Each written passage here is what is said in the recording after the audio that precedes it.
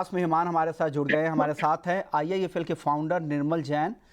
Sir, स्वागत है आपका। आपने वक्त निकाला ईटी नाउ स्वदेश के लिए। सबसे पहला मेरा सवाल होगा, आप लोग फंड रेज की योजना है आपकी, जिसमें 300 करोड़ रुपए आप जुटाना चाह रहे हैं और साथ ही ग्रीन शू ऑप्शन के जरिए भी 1200 करोड़ जुटाने की योजना है। इस जो फंड जुटाना चाहते हैं निर्मल जैन साहब, इसका इस्तेमाल कहाँ पर किया जाएगा? अगर हम लोग पूरे ग्रीन शू के साथ अगर कैपिटल रेस करते हैं तो करीबन 1500 करोड़ रुपए का बॉन्ड इश्यू होगा। और ये जो है हमारी लोन ग्रोथ है, उसको फाइनेंस करने में ये काम आएगा। क्योंकि अगर आप देखो तो 64,000 करोड़ की जो लोन बुक थी, अगर वो 25% से इस साल ग्रो हो, जो कि हमारा टारगेट है, तो करीबन 15-16 हज़ार करोड़ रुपये से लोन बुक की ग्रोथ होगी। वैसे काफ़ी हिस्सा जो है बैंकों के साथ को लेंडिंग या असाइनमेंट होगा, पर उसके बावजूद कुछ लोन्स ऐसी है जो रीपेमेंट के लिए आती है और जो थोड़ी ग्रोथ इन लाइन विथ हमारी जो नेटवर्क की ग्रोथ है, अगर उतनी भी हम टारगेट करें तो नए लोन की थोड़ी ज़रूरत पड़ती है। तो ये जो लोन है 1500 करोड़ के जो बॉन्ड इश्यूज़ है, वो वर्किंग कैपिटल या बिजनेस ग्रोथ के लिए उपयोग में आएंगे। बिल्कुल। निर्मल जी, आपने कहा कि आप अगले 2 साल में एयूएम में 25% की औसत ग्रोथ देख रहे हैं। हम आपसे समझना चाहेंगे कि ये जो पूंजी आप जुटा रहे हैं, क्या ये काफ़ी है उस ग्रोथ को टारगेट करने के लिए? क्योंकि अभी भी आपके पास 3,500 करोड़ का लीवे है, आप उसको भी उसके थ्रू भी आप अपने टारगेट को हासिल कर सकते हैं। लेकिन आपसे समझना चाहेंगे अब आगे के लिए क्या प्लान है और किस तरीके से इस एयूएम ग्रोथ को आप पूरा करेंगे? तो इस समय तो हमारी लिक्विडिटी काफ़ी ठीक है, अच्छी पोजीशन पे है। और ये पैसा भी हम लोग थोड़े आगे की दृष्टि से रेस कर रहे हैं, क्योंकि इस समय लिक्विडिटी की पोजीशन काफ़ी स्ट्रांग है। पर अगर अगले कुछ क्वार्टर्स में ग्रोथ होती है तो उस एंटीसिपेशन में ये पैसा रेस कर रहे हैं। और जो बाकी के जो 5,000 करोड़ रुपये की जो लिमिट है बॉन्ड इशू के लिए, वो शायद मे बी तीसरे या चौथे क्वार्टर में उसकी ज़रूरत पड़ेगी। पर अभी फॉर द नियर फ्यूचर ये जो रेस करेंगे वो काफ़ी होगा। तो अगला सवाल मेरा होगा, जो कॉस्ट ऑफ फंड्स हैं, जो किस दर पर आप ये फंड जुटा रहे हैं, और साथ ही क्या इसका असर नेट इंटरेस्ट मार्जिन एनआईएम पर होगा? क्या एनआईएम पर में कमी की संभावना है या उसी सेम लेवल पे एनआईएम बने रहेंगे? कूपन 9% है, और जो कि 5 साल की मैच्योरिटी के लिए, और यील्ड जो है 9% से थोड़ी ज़्यादा भी हो सकती है। कुछ अलग अलग 2 साल, 3 साल और 5 साल के प्रोडक्ट्स हैं। पर 9% के आसपास जो कॉस्ट ऑफ फंड है, वो इंक्रीमेंटल कॉस्ट ऑफ फंड के हिसाब से ठीक है। और जो पब्लिक इशू का पैसा होता है, वो कभी कभी बैंक या म्यूचुअल फंड या इंश्योरेंस से थोड़ी सी उसकी कॉस्ट ज़्यादा होती है। पर क्योंकि हमें डिवर्सिफाई करना होता है तो ये हमारे प्लान के मुताबिक है, और कॉस्ट ऑफ फंड पे इसका कोई ज़्यादा असर नहीं पड़ेगा। और जो निम है हमारी 6-7% के आसपास, उसको हम मेंटेन कर पाएंगे। आपके बुक्स में होम लोन और गोल्ड लोन का काफ़ी कंट्रीब्यूशन है, करीब 2/3 तो योगदान इन दोनों सेगमेंट से आता है। इसके बारे में थोड़ा समझना चाहेंगे, किस तरह की ग्रोथ आप देख रहे हैं, प्रोवाइडेड अब इस पूरे सेक्टर में कंपटीशन भी बढ़ता जा रहा है, स्पेशली बैंक की तरफ से। तो आने वाले समय में आप कंपटीशन कैसा देख रहे हैं और किस तरह की ग्रोथ आप एक्सपेक्ट कर रहे हैं?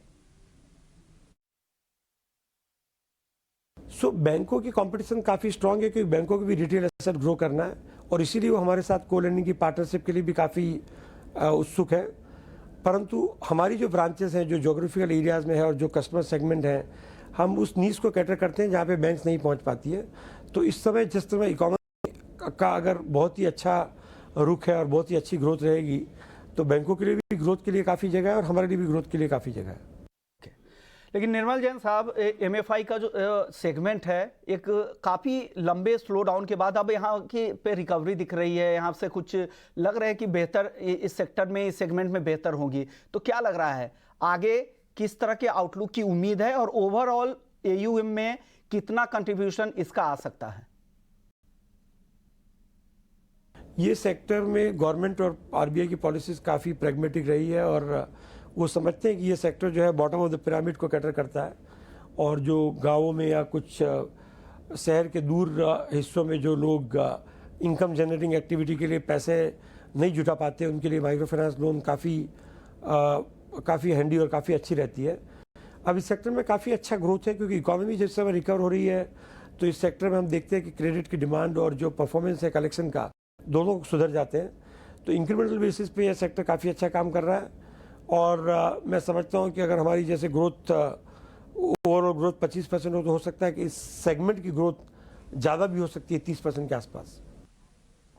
सर FY23 में हमने देखा कि आपने 900 ब्रांचेस ऐड किए थे और FY24 में आपका प्लान है करीब 150 से 200 ब्रांचेस ही ऐड करने का। इतनी ज़्यादा कमी क्यों है ब्रांचेस को ऐड करने में? इसके पीछे की वजह समझना चाहेंगे आपसे। हमने पिछले 2 सालों में काफ़ी एग्रेसिवली ब्रांचेस ऐड किए हैं और अभी हमारी जो ब्रांच के जो टोटल काउंट है माइक्रो फाइनेंस गोल्ड लोन मिला के 4000 के आसपास है, जो कि इस ग्रोथ को सस्टेन करने के लिए काफ़ी है। तो अब हम ये चाहेंगे कि जो ब्रांचेस हमने पिछले 2 सालों में नई सेटअप की है उनकी ग्रोथ जो है एक ऑप्टिमम लेवल तक जाए, उसके पहले कि हम नए एक्सपेंशन की तरफ देखें। तो इस साल हम लोग पॉज कर रहे हैं एक्सपेंशन को, और जो पुरानी ब्रांचेस हैं और जो कुछ खास करके जो पिछले 2 सालों की जिसमें अभी भी पूरा पोटेंशियल हम टैप नहीं कर पाए, उनके ऊपर हमारा ध्यान रहेगा। और जो 150-200 नई ब्रांचेस हैं वहाँ पे कुछ ब्रांचेस शिफ्ट हो रही है, कुछ बड़ी ब्रांचेस हम स्प्लिट कर रहे हैं, और कुछ ऐसी स्ट्रैटेजिक लोकेशंस हैं जहाँ पे पहले हमने ब्रांच प्लान की थी मगर सेटअप करने में देरी हुई है, तो इस साल वो कमीशन होगी। ओके, निर्मल जैन साहब, अब आखिरी सवाल आपसे मेरा ये होगा, जो इंक्रीमेंटल बुक है उस पर क्रेडिट कॉस्ट किस तरह की आगे रहेंगी, खास करके अगर MFI स्पेस की बात करें? और एक और मेरा सवाल होगा माइक्रो फाइनेंस से रिलेटेड ही, ये अगर FY24 को लेकर अगर आप एसेट क्वालिटी को लेकर कुछ गाइडेंस दे पाए तो। एसेट क्वालिटी हमारे पिछले 2 क्वार्टर में बहुत ही अच्छी तरह से सुधरी है। अब जो GNP है वो 2% से कम है, NNP 1% के आसपास है, अब 1% से भी कम होंगे। तो एसेट क्वालिटी और जो हमारे लॉसेस है, लोन लॉसेस प्रोविजंस, वो 1.5 से 2% के बीच में एनुअलाइज बेसिस पर रहेंगे। माइक्रो फाइनेंस में तो इंक्रीमेंटल बेसिस पे मैं समझता हूँ कि 1% या उससे भी कम रहेंगे। और एसेट क्वालिटी का गाइडेंस अभी जो सुधरता हुआ जो दौर है वो अब कंटिन्यू करेगा, और एसेट क्वालिटी मुझे लगता है कि इस साल में और भी सुधरेगी। शुक्रिया निर्मल जैन साहब, आपने वक्त निकाला हमारे लिए और पूरी चर्चा की। जो NCD के जरिए जो ये फंड जुटाने की योजना है उसको लेकर क्या तैयारी है और आगे का आउटलुक क्या है और क्या गाइडेंस आप दे रहे हैं।